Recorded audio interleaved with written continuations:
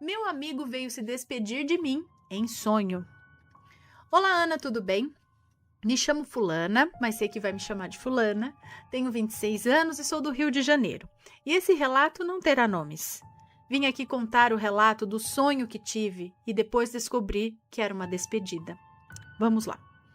Ana, sonhei que estava em um consultório com alguém, mas eu não via quem estava comigo. Nesse mesmo consultório tinha uma rampa daquelas que levam ao necrotério. Normalmente em hospitais que são na parte de baixo, normalmente em hospitais essas salas são na parte de baixo. Acho que é isso. Continuando. No sonho eu descia essa rampa e via que um lado era o necrotério e do outro lado deveria ser uma sala ou uma capela. Eu subia a rampa correndo, com medo, e escorregava para baixo e subia novamente até que me deparei, até que me vi dentro do necrotério. Lá tinha pessoas vivas se despedindo de seus familiares, pois iriam partir, e pessoas falecidas com seus familiares chorando. Ao meu lado tinha alguém, mas eu não via quem era, Ana. Acordei assustada por volta das 9 da manhã. Guarde essa informação. Nesse mesmo dia, contei o sonho a uma amiga e ela disse para eu ficar tranquila, que só era um sonho, mas no fundo eu sabia que algo ia acontecer. Ao passar do dia, eu estava agoniada e decidi dormir, quando recebi uma mensagem da minha melhor amiga, dizendo se poderia me ligar, e eu disse que sim. Ana, quando ela me ligou, exatamente às 2h40 da tarde, nunca vou esquecer desse horário, o meu mundo caiu. O nosso melhor amigo, nosso irmão, tinha partido dessa vida. Ana, ali meu chão abriu e se formou um buraco, pois o meu melhor amigo tinha ido embora por conta de uma infecção urinária. Eu perdi as minhas forças naquele momento. Lembra que eu falei para guardar aquele horário das 9 da manhã? Então, ele partiu esse horário. Que dor que eu sinto, até hoje. Isso aconteceu em dezembro de 2022, 2 dias depois do meu aniversário. Quando contei esse sonho para minha mãe, ela me disse que... Beijo. Tá. Só dando tchau aqui. Chique. Contei esse sonho para minha mãe e ela me disse que ele veio se despedir de mim em sonho e não pude ver ele para não ficar com isso na cabeça ou perturbada. Desculpa o relato grande se tiver algum erro, pois estou escrevendo pelo celular e chorando muito. Então, essas despedidas em sonhos acontecem de várias formas. Cada um tem um tipo de sonho. Alguns sonhos são mais agradáveis, são bem claros, com a pessoa ali realmente olhando para você, às vezes num jardim, falando, olha, eu preciso ir, não sei o quê, mas sabe, dando um recado bem direto e claro. Outros é algo meio que a pessoa fala, olha, eu preciso fazer uma viagem. Você fala, nossa, sonhei com alguém que estava falando que ia viajar, mas na verdade estava partindo. Alguns sonhos a pessoa só vê a outra pessoa, às vezes sorrindo, e nada mais, aí só depois você vai entender porque ela veio se despedir. No caso dela, ela viu ela viu o hospital, provavelmente ele faleceu no hospital, né? Porque se ele estava com uma infecção urinária, deve ter dado septicemia, alguma coisa assim, né? E ele pode ter falecido aí no hospital e deu essa visão a ela, ou alguma outra coisa deu essa visão a ela, né? Do que estava acontecendo, o que aconteceu. É triste, né? Mas é interessante como os avisos vêm, não é? Bom, sinto muito pelo seu amigo, muito triste.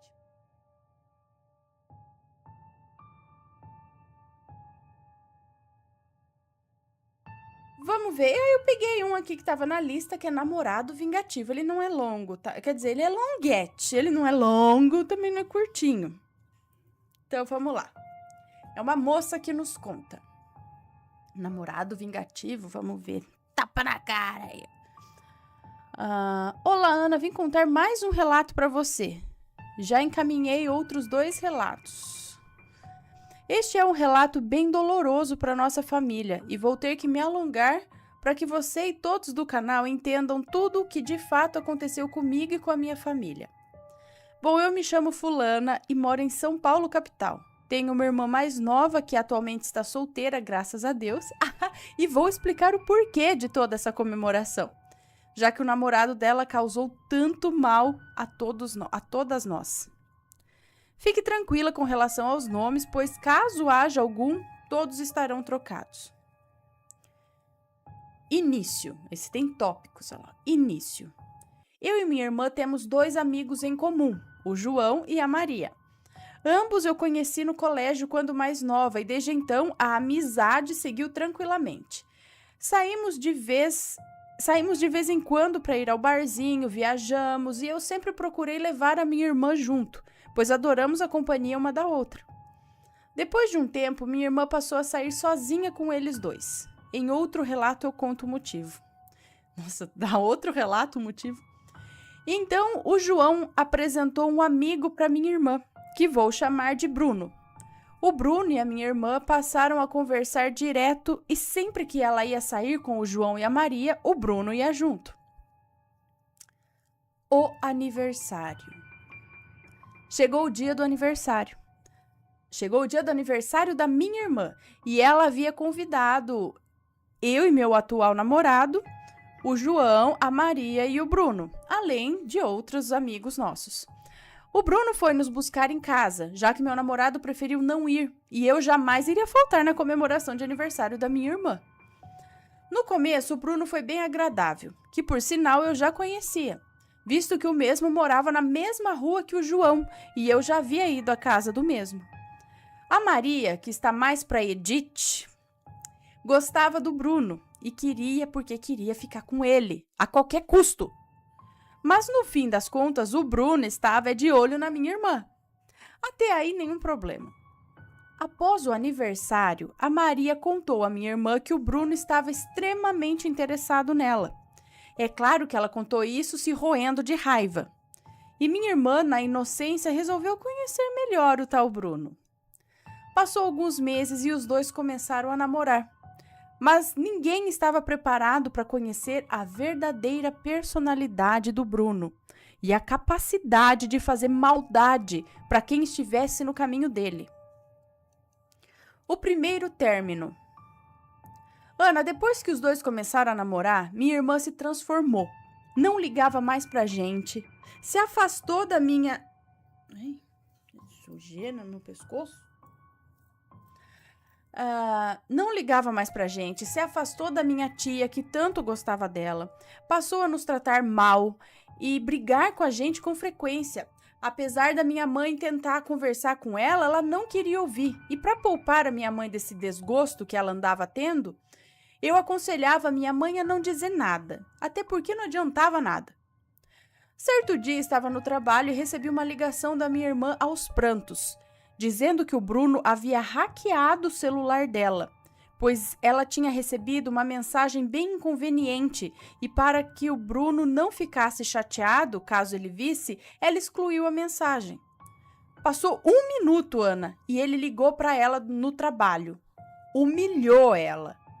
Gritava com ela, dizendo que ela deveria trair ele, que ficava apagando as mensagens e ela indagando como ele sabia disso, né?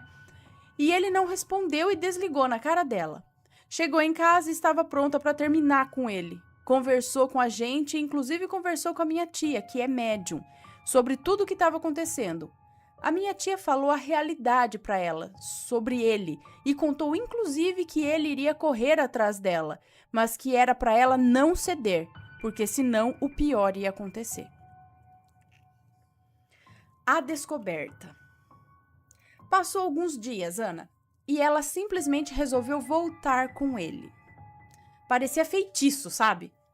Ele falava qualquer coisa para ela e ela se convencia que ele era a melhor pessoa do mundo. Minha mãe, então, resolveu conversar com a nossa mãe de santo sobre toda essa história e ela nos contou que ele havia feito um trabalho para ela. para que ela não visse tudo o que ele estava fazendo, inclusive as traições que ele fazia na cara dela, e ela fingia não enxergar. Minha mãe resolveu tentar desmanchar esse trabalho, mas minha irmã não poderia nem sonhar, senão ai de nós. Levou-se dias, meses. O trabalho que ele fez era forte, Ana. Ele conseguiu afastar ela da família toda. Ela nem sequer acreditava mais na religião que sempre seguimos desde criança, que é o candomblé. Nem mesmo com a entidade na frente dela, ela dizia que era mentira. Só porque eles diziam que o Bruno não era boa pessoa. Toda essa história, Ana, levou-se 1 ano e meio para acabar. Com términos e voltas.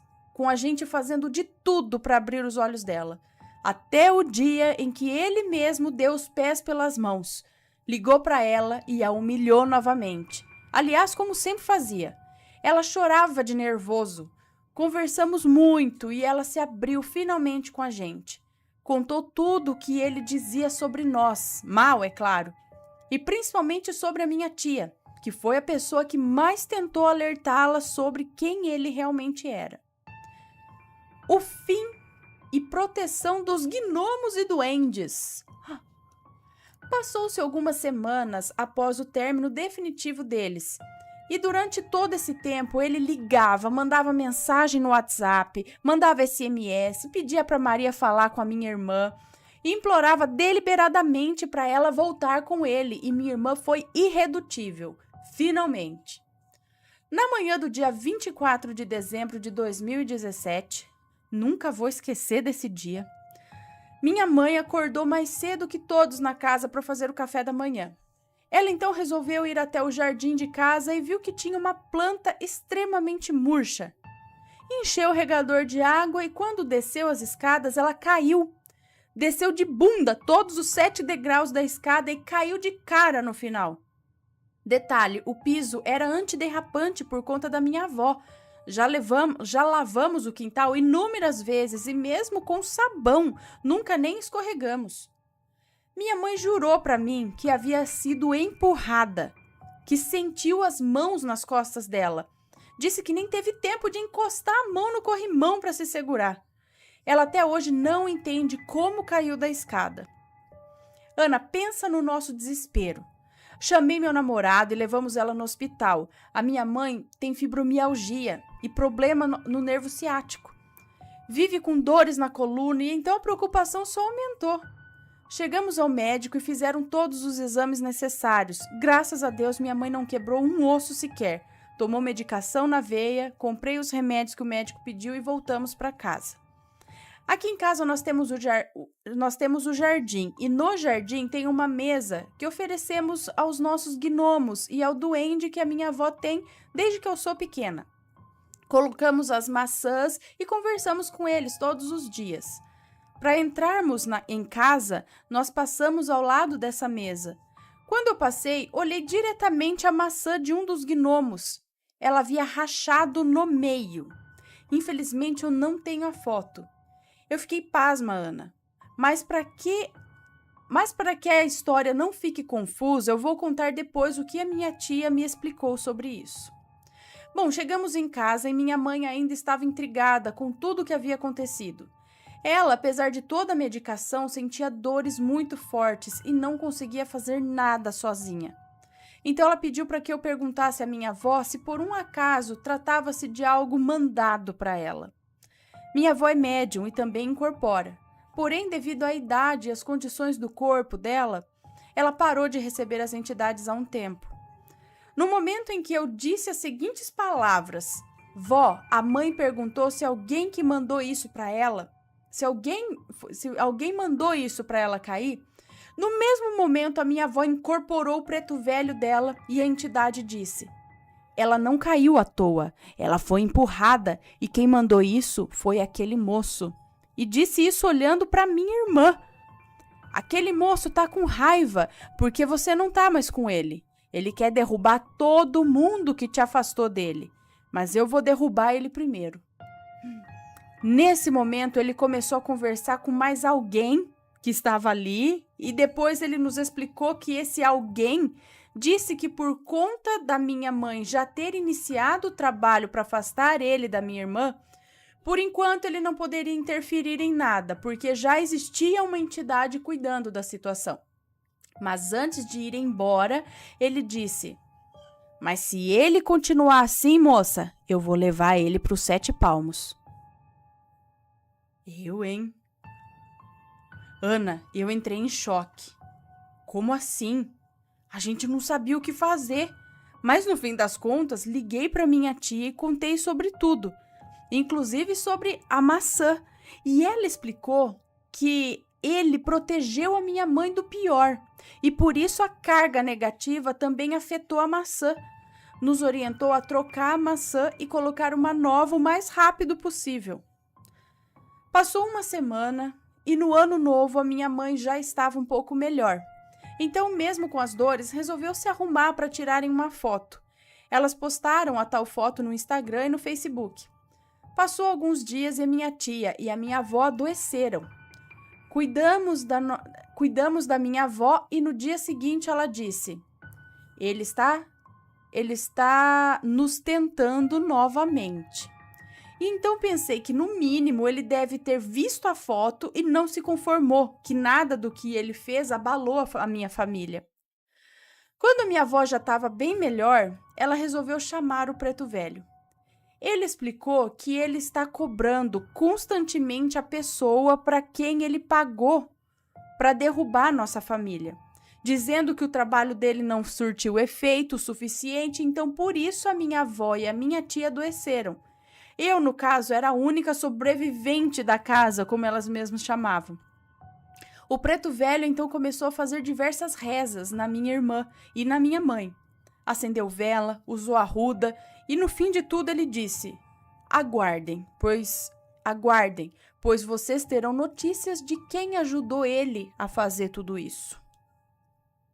Ana, na mesma semana, a Maria postou no Instagram que estava no hospital, que estava doente e ainda tinha caído da escada, e o hematoma dela estava no mesmo lugar que o da minha mãe.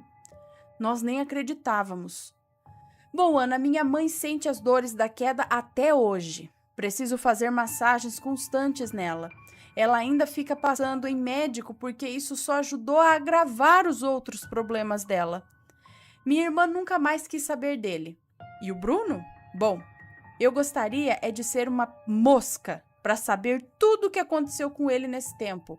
Mas, infelizmente, ele é o tipo de pessoa que não posta nada em rede social e não temos uma fonte confiável que possa nos contar tudo o que pode ter acontecido. Mas, pelo menos, nunca mais deu sinal e nem tentou mais nada. Peço desculpas por me alongar tanto, mas li diversas vezes meu relato e tentei mostrar somente o sobrenatural da história, apesar de ser essencial contar alguns detalhes para que entendam tudo. Isso aí. PS. Descobrimos recentemente que uma planta que a mãe dele havia nos dado de presente, dizendo ser uma planta medicinal, a qual não sabia o nome, era na verdade uma planta chamada quebra-demanda, que curiosamente morreu após o término de todos esses acontecimentos relatados acima. Agradeço de coração por ler o meu relato, juro que tudo isso foi a mais pura verdade. Um beijo para você, para o Matheus, para os bebês, muito sucesso, admiro muito o trabalho de vocês, muito obrigada. Gente, como tem gente ruim, né? Gente que, não sei, não entendo, não bate bem. Não bate bem da cachola, não tem saúde mental, não sei. Sabe, você talvez alguma coisa no passado explique essa mente perturbada, mas tem muita gente que explica isso, hein, gente? Porque, né, isso é uma coisa, faz mal, é uma pessoa, não é entidade, não é o coisa, é a pessoa que vai lá futucar a tarde da entidade para fazer mal para os outros.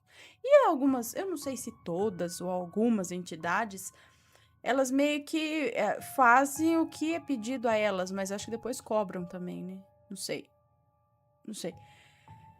Mas é que o que tem ruim é gente ruim que atrai coisa ruim, gente ruim que manda outra coisa ruim pra outra pessoa.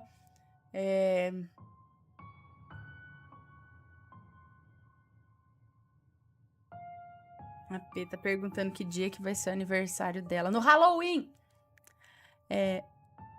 Então, legal o relato. Legal assim, né? Não foi legal o que aconteceu. Mas interessante. Aí, ó, bem escrito, focou na parte sobrenatural, porque tem coisa que não precisa ficar falando, às vezes acaba deixando meio cansativo, meio saindo da linha do que se quer se contar, né?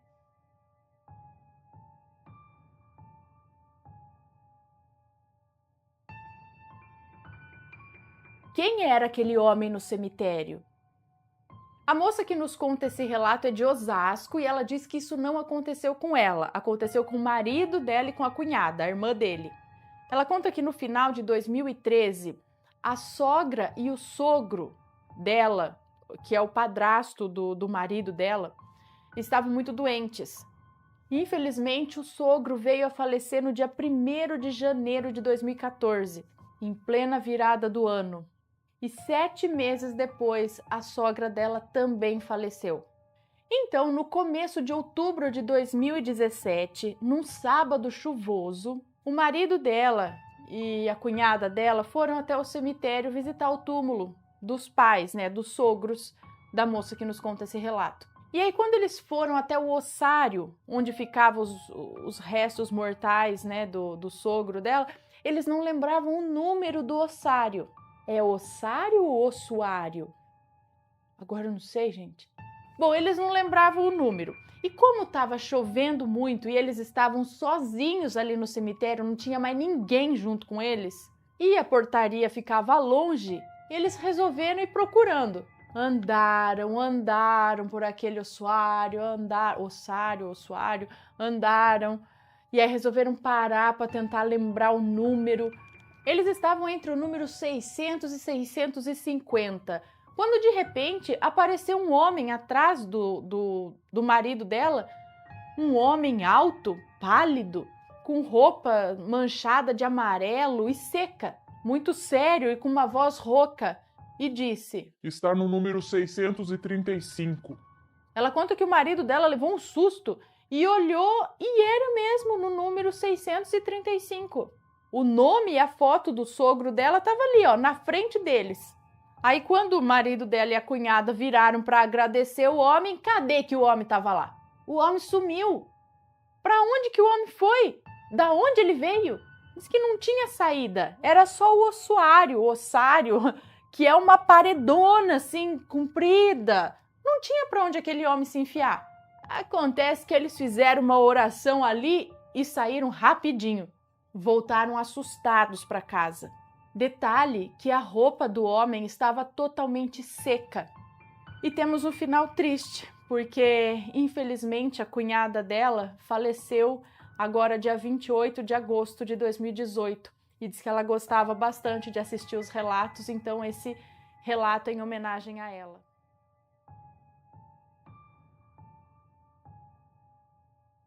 Será que era minha avó tentando dizer algo após a morte? Vamos ver. Olá, Ana, me chamo Fulana, mas pode me chamar de Fulana. Tá, para ficar como um codinome... Tá bom, se for... Ela pode me chamar de Charlotte, ela falou aqui.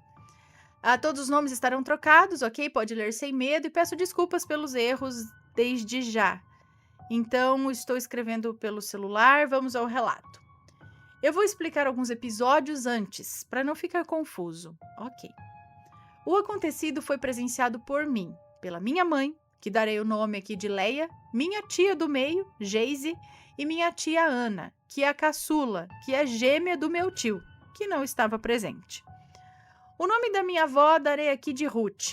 Era uma mulher muito forte. Ela era negra, tinha 1,98 m de altura, mas com a idade chegando, também chegaram os problemas de saúde.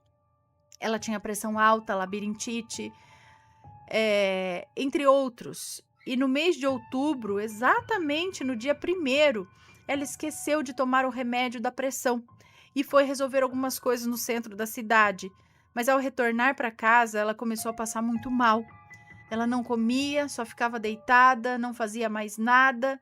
Então levaram ela no médico e o médico falava que era só uma virose e mandava ela para casa. Até que no dia 5 de outubro, às 11h20 da noite, eu fui até a casa dela, que era do lado da minha, e pedi um miojo. E ela me entregou e voltou a deitar. E eu desci para casa e estava ajudando minha mãe com algo no celular dela, que na época era um Nokia.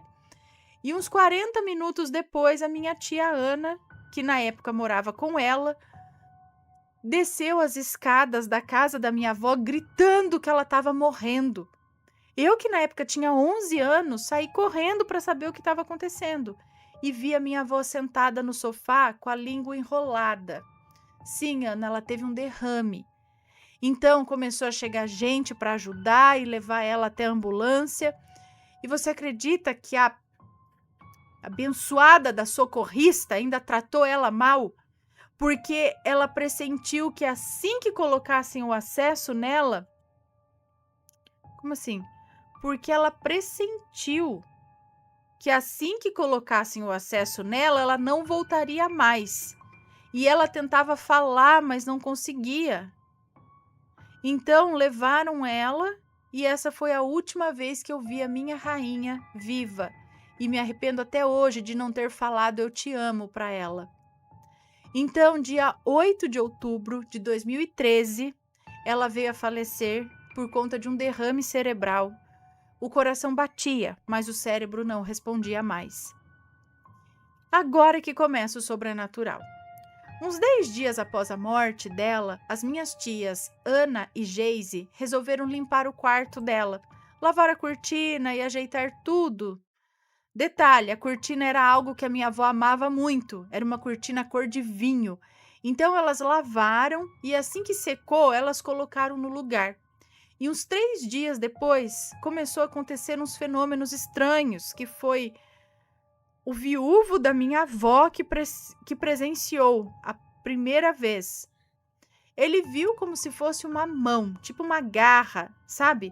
Subindo e descendo atrás da cortina. E detalhe, a cortina ficava em uma parede como decoração, não tinha corrente de ar, não era o vento e não era bicho. Também não era bicho.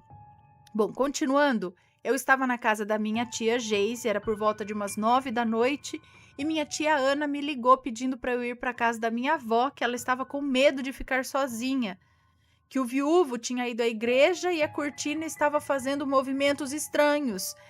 E eu e minha prima Gabi fomos até lá, sentamos um cômodo antes, que era o quarto do meu tio, e começamos a falar da minha avó.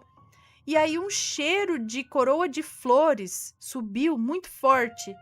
Então fomos até o quarto da minha avó ver a cortina e estava lá, com os mesmos movimentos de sobe e desce, contínuo. E o cheiro não sumiu, ele ficou até a porta do quarto.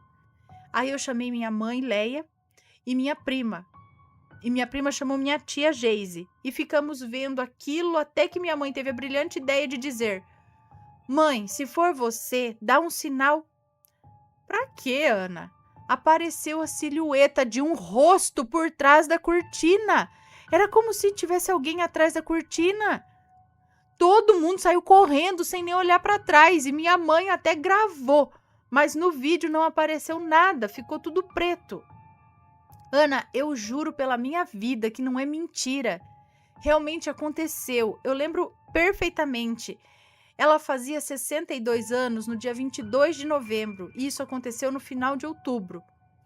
Olha, desculpa se o relato ficou longo, eu resumi ao máximo. Beijos pra você, pros pets, pros rampirinhos, pro Matheus, pros assombrados. Se for comentar, que seja com respeito, por favor. Ana, vou deixar uma foto da cor da cortina. Ah, tá, tudo bem. Era uma cortina cor de vinho mesmo, assim, bonita. Gente do céu! Depois de pedir o sinal, apareceu um rosto na...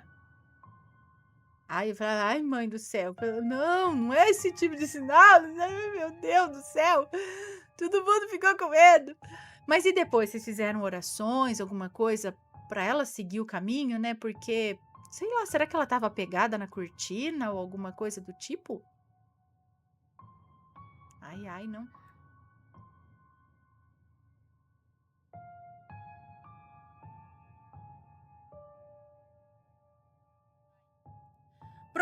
Vamos então para o primeiro relato, que não é um relato assim muito longo. Ele não tem tag?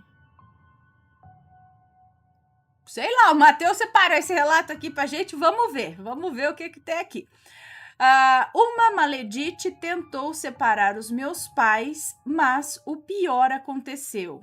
Vamos ver, gente, não tem nenhuma tag, eu não sei do que se trata, eu não sei o que é que tem aqui dentro. Mas vamos lá. Olá, Ana e todos do canal Assombrado. Espero que todos estejam na mais completa paz. Antes de começar a relatar o que ocorreu com a minha família há cerca de um ano, na verdade aconteceu em 2018, eu gostaria de dizer que se houver erros, me perdoem, eu estou escrevendo pelo celular. Eu simplesmente amo o canal, sempre estou assistindo os vídeos do Matheus, principalmente os relatos. Sempre que estou fazendo algo em casa, como lavando a louça, etc., eu estou assistindo relato, adoro. Sempre ouço os relatos das maledites e recordei do fato horrível que ocorreu com a minha família e decidi contar aqui para vocês. Pode ler tranquilamente, Ana, todos os nomes estarão devidamente trocados. Muito obrigada. Bom, me chamo Fulana, tenho 17 anos e moro em São Paulo. Em meados de abril de 2018, eu consegui arrumar um emprego como aprendiz em uma empresa grande, através de um programa de jovem aprendiz. Eu ficaria cerca de um ano nessa empresa e estava feliz da vida, afinal estaria finalmente conquistando um pouco de independência pessoal e financeira. Bom, os meus pais são casados há cerca de 25 anos. Minha mãe trabalha fazendo doces e salgados em casa mesmo. E o meu pai trabalha como caminhoneiro, viajando por todo o Brasil. Pasme, Ana, o único lugar que ele não sabe andar é aqui em São Paulo. Mas enfim, eu tenho um irmão que aqui vou chamar de Fulano. O Fulano é mais velho e já é casado, ou seja, na minha casa moram apenas eu, minha mãe e o meu pai. Em março, um mês antes de tudo ter um início, a minha mãe teve um sonho. Nesse sonho, ela brigava com alguém defendendo a nossa família. Dizia que não deixaria nenhum mal tomar conta do nosso lar. Ela relevou esse sonho até que em abril... Ela relevou esse sonho até abril, onde, depois de uma viagem, o meu pai simplesmente virou a cabeça. Ele dizia que não amava mais a minha mãe e nem os filhos, que ele não era feliz e que ele tinha outra pessoa. Ana, eu nem preciso dizer que o meu mundo caiu. A felicidade de ter conquistado um emprego logo acabou. E no lugar, uma onda de desespero e muita tristeza tomou conta de mim. Eu sou muito apegada com os meus pais e isso caiu como uma bomba na minha vida. Como citei acima, aqui em casa era apenas eu e meus pais. Minha avó paterna mora no mesmo quintal com os meus tios, mas eu não gosto de deixar ela e nem os meus tios se envolverem demais nos nossos problemas familiares. Guardem isso. Com o meu pai, com a cabeça virada e totalmente confuso, as brigas entre ele e a minha mãe eram constantes. Porém, todas eram pelo telefone, já que ele não estava em casa e sim trabalhando. Eu lembro como se fosse hoje da briga mais feia que eles tiveram. Na época, já no final de abril, eu saí com o meu ex-namorado, com a minha melhor amiga e com o ex-namorado dela. Cheguei em casa por volta das 6 da tarde e peguei a minha mãe chorando e gritando muito na ligação. Ela se culpava por aquilo estar acontecendo e chegou até a sobrar para mim, com ela e ele discutindo comigo. Eu chorei tanto naquele dia, eu fiquei desolada, eu não sabia onde enfiar a cara de tanta vergonha que eu fiquei, uma vez que tudo tinha acontecido na frente das pessoas que estavam me acompanhando. 6 meses se passaram e nesses 6 meses coisas ruins aconteceram com todos da minha família. Eu estava indo muito mal no trabalho e na escola. Eu estava super mal, já que não falava com meu pai já havia 6 meses. Sim, Ana, 6 meses. Eu já nem considerava mais ele como um pai. Eu estava revoltada. E com isso eu entrei em depressão, tentando até acabar com a minha vida por 2 vezes. E nas 2 vezes, algo maior me impedia. O dinheiro que eu ganhava não rendia e não era muito, então quase eu não comprava coisas para mim, procurando ajudar minha mãe em casa. Com a minha mãe, as encomendas não estavam dando lucros. Meu pai não mandava dinheiro e as contas de água e luz só acumulando. Ela chorava todas as noites e, na maior parte, nos meus braços. Eu mostrava para ela que estava tudo bem e que eu ia controlar a situação. Mas só Oxalá, nosso Pai Maior, sabe o quanto eu sofria em silêncio e sozinha com isso. Minha avó e meu avô, ao saberem do que o próprio filho fez, entraram em profunda tristeza também. Meu avô, nesse período, ficou internado 3 vezes, quase morreu, e meu pai só visitou ele uma única vez. Minha avó chorava e se revoltava, ela tem depressão, e isso só piorou o quadro dela. Meus tios não sabiam o que fazer e por vezes choravam e se revoltavam também, principalmente o tio Maurício, o qual era muito apegado com meu pai. O meu irmão deserdou meu pai e mesmo longe tentou nos ajudar no que pôde. Ana, foi um inferno. Aqui em casa estavam todos de mal a pior. As coisas pareciam não andar de jeito nenhum. Nesses 6 meses, minha mãe sonhava com coisas ruins praticamente todas as noites. E foi aí que ela descobriu o que a Maledite fez com o meu pai. Antes de contar os sonhos, eu preciso dizer que a Maledite não morava no mesmo estado que o nosso, e sim num estado vizinho, que eu prefiro deixar no ar. Eu não vou contar qual era. Onde era nesse estado que o meu pai carregava o caminhão da empresa para viajar. A Maledite trabalhava no lugar que o meu pai carregava o caminhão. Peraí, deixa eu espirrar. Agora sim. Bom, a Maledite trabalhava no mesmo lugar que o meu pai carregava o caminhão e quis a todo custo ficar com ele. Meu pai ama a minha mãe. Eu não sei se foi safadeza dele ou por trabalhos dela. Direi o porquê. Mas ele se apaixonou por ela. Ana, eu juro, até arma o meu pai comprou. Simplesmente porque a Maledite dizia que o marido dela, sim, ela era casada, batia nela. E meu pai, cegão, perdido, queria acabar com o cara para ficar com ela. Gente, meu pai tem uma conta conjunta com a minha mãe, onde a minha mãe via os absurdos preços que o meu pai gastava para satisfazer a Maledite. Eram joias, coisa que a minha mãe nunca recebeu, comida nos lugares mais caros, era brinquedo para o filho da Maledite, até contas em motéis tinha, enquanto a própria filha e a esposa dele passavam por apertos em casa. Não podíamos pagar uma conta ou comprar algo para casa que ele já dizia que a gente era interesseira. Tipo, a gente? A Maledite sugava tudo que o meu pai tinha e ele acreditava que havia deixado de amar a minha mãe e que estava vivendo um grande, lindo amor com a Maledite. Ana, até foto dela nua, ele mandava para minha mãe. Meu querido. Aí a gente tem que se segurar para não virar Maledite também, não é? É difícil? É. Bom, dito isso, ou Maledite ou presidiária, né? A gente tem que se segurar para não virar uma dessas coisas.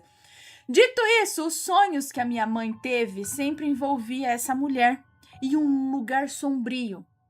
Uma vez eu saí para trabalhar às 5 da manhã. Eu levava 2 horas para chegar ao meu trabalho e ela ficou dormindo no meu quarto. E aí ela sonhou que estava em uma floresta e que umas mulheres sujas a pegavam pelo braço, dizendo que queriam acabar com ela. Minha mãe é uma pessoa de fé e nesse momento, no sonho, ela passou a orar o Pai Nosso e foi aí que ela conseguiu acordar. Ela acordou sufocada, viu ainda um vulto preto saindo do quarto e os meus gatos nem lá quiseram ficar, com medo dela e do quarto. Outra vez ela sonhou novamente com a coisa ruim, dizendo que pegaria a família dela. E ela defendendo todos com muita garra e muita fé. Ana, na época desse sonho, eu estava com pensamentos de acabar com a minha vida. E essa coisa ruim dizia que ia me levar com ela. Na hora que a minha mãe acordou, ainda de madrugada, viu novamente uma sombra preta com formato de gente descendo as escadas em direção ao meu quarto. Na mesma hora, ela correu para o meu quarto e passou a orar em cima de mim. Eu acordei, me assustei com ela ali em pé do meu lado e até dei risada dela, mas eu não tinha consciência do que ela havia acabado de presenciar. Em um outro sonho, ela viu um trabalho feito para ela e novamente gente querendo atacá-la. Isso era recorrente. Ela perdeu noites de sono, ela não tinha sossego e sabia que tudo o que estava acontecendo era por alguma coisa feita. A Maledite agiu mais uma vez, passando a me elogiar e fazer o meu pai voltar a falar comigo. Dizia que eu era linda e que queria me conhecer. Não deu uma semana, eu passei a brigar muito com a minha mãe e tudo por coisa boba, sabe? Eu e minha mãe somos muito apegadas e não estávamos tendo nenhum tipo de briga desde que tudo isso começou. E se tínhamos, sempre procurávamos pedir perdão e entender que não estava fácil para ela. Já não aguentava tudo aquilo e, através do anjo da minha cunhada, eu conheci a Umbanda. O abraço do preto velho me salvou.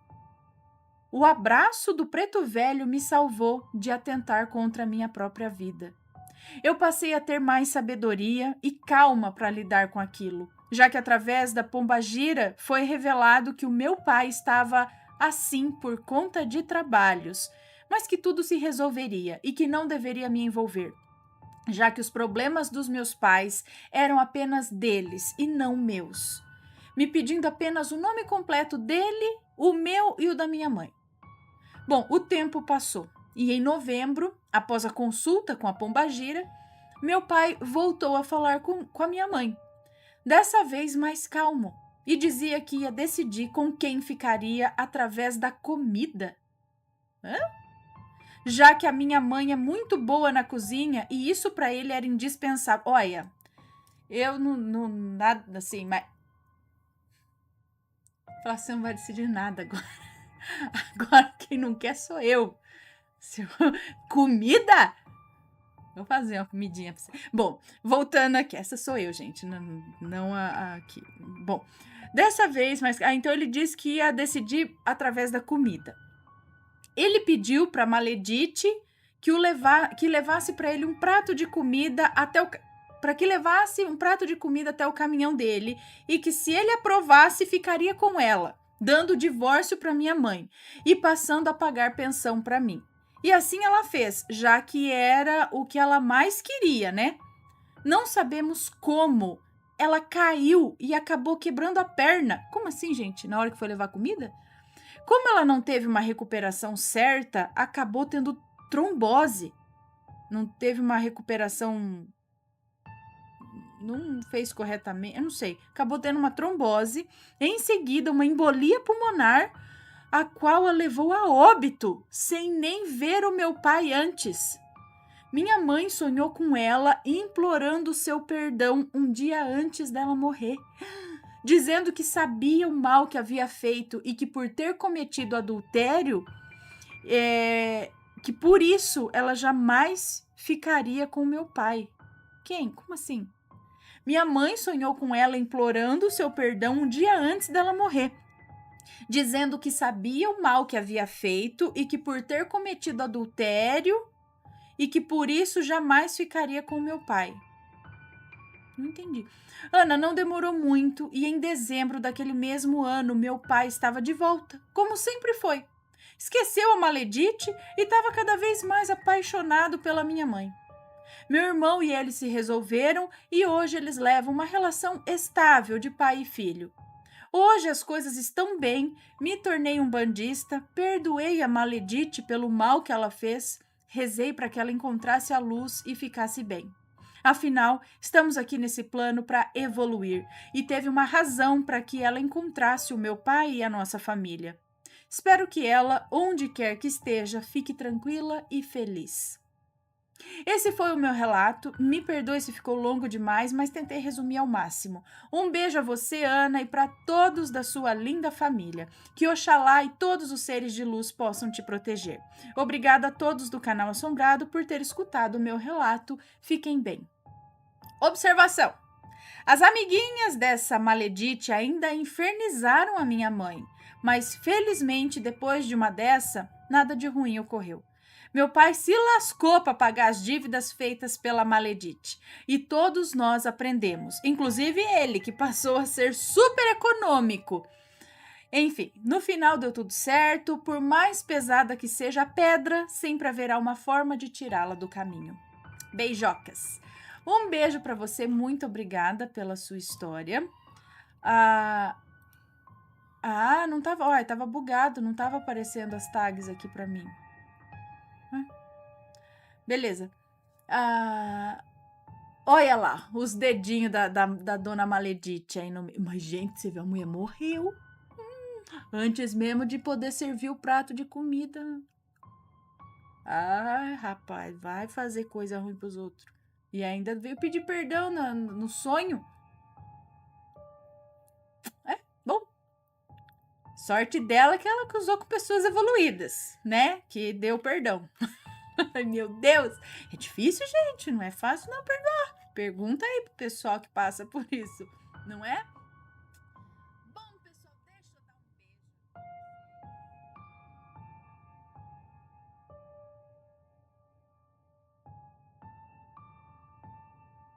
Escola da Infância Assombrada. A moça que nos conta esse relato tem 36 anos e ela diz, sabe aquelas histórias de colégios? Então, na escola em que ela estudou e se formou no ensino médio, tinha várias histórias e várias coisas paranormais que ela inclusive presenciou e que nunca saíram da lembrança dela.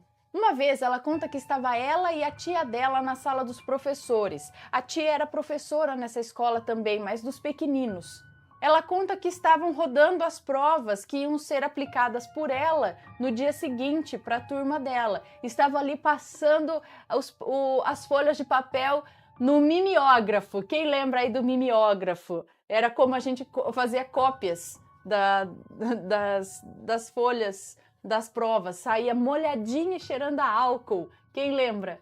Ela conta que tinha por volta de 11 anos de idade e estudava de manhã, mas algumas vezes ela ficava, depois do período de aula dela, à tarde, junto com essa tia, que dava aula à tarde. Ela conta que gostava de ajudar a tia dela conforme ela podia e gostava de ficar ali mexendo no mimeógrafo e tal. E um dia essa tia dela precisou sair um pouquinho e ela ficou sozinha ali na sala fazendo as coisinhas, conforme a tia havia orientado. Ela conta que a porta do auditório da escola ficava bem em frente à porta da sala dos professores. E a porta da sala dos professores ficava sempre aberta, então ela podia ver a porta do auditório de onde ela estava. Eis que ela começa a ter uma sensação estranha de que estava sendo observada, só que de frente. Aí ela erguia a cabeça, olhava para a porta cinza à frente dela, ali do auditório, não tinha ninguém. Daí, instantaneamente, ela começou a lembrar de umas histórias que os estudantes contavam ali, da aparição de uma velha, que sempre aparecia por aqueles locais ali da escola, nesse horário aí de tardezinha, sabe, no final da tarde, quase chegando à noite. E diz que escutavam as gargalhadas dessa velha perto da quadra. Ela conta que a escola era enorme e essa sala de apoio dos professores ficava bem desse lado mais sombrio e deserto da escola. Quase ninguém ia para esse lugar nesse período da tarde. Foi aí que o pior começou a acontecer. Ela escutou um ranger de portas, a porta rangindo assim, a porta de frente a ela. E ela gelou da cabeça aos pés. Ela conta que a tarde já tinha caído, mas parece que estava mais escuro do que ela tinha acabado de reparar poucos minutos antes. Parece que escureceu assim, ó. E a porta que se abria lentamente parece que parou de abrir no meio do caminho e abriu o restante de uma vez só, numa pancada.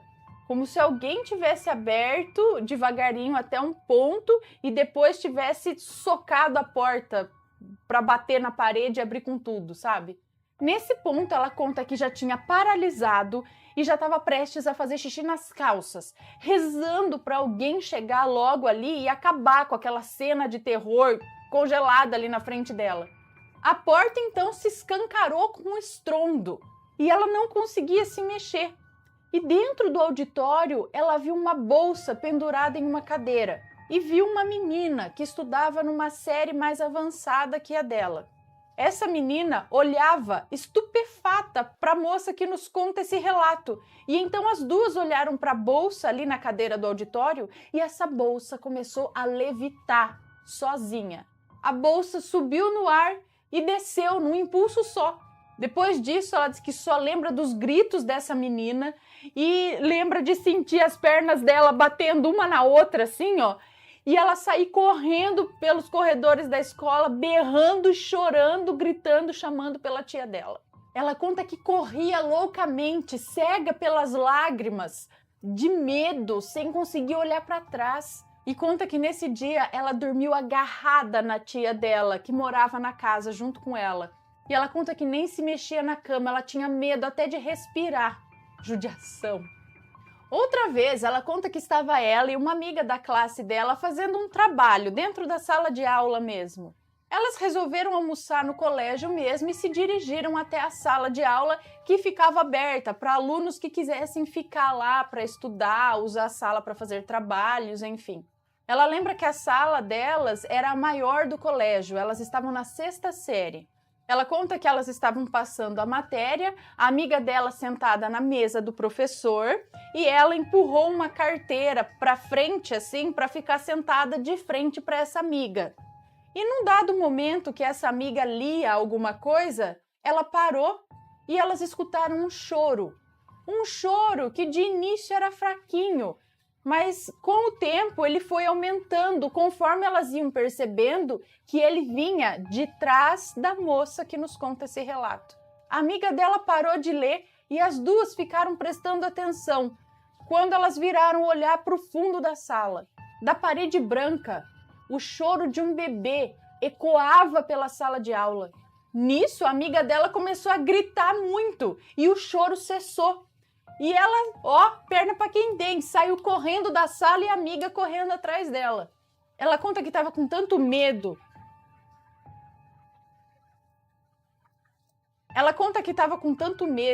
Que ela saiu correndo desesperada, que ela não viu a árvore que ficava em frente ao banheiro e deu com a cabeça num tronco da árvore e desmaiou. Quando acordou, ela já estava em casa, com o pai e com a mãe dela atônitos em cima dela. E ela diz que esses 2 casos que ela relatou aqui são só aperitivos de muita coisa que já aconteceu nesse colégio. E aí, tá gostando dos relatos? Então o que você acha de deixar um like aí no vídeo, hein? Gosta dos relatos? Deixa o seu like, mesmo que seja nos cortes.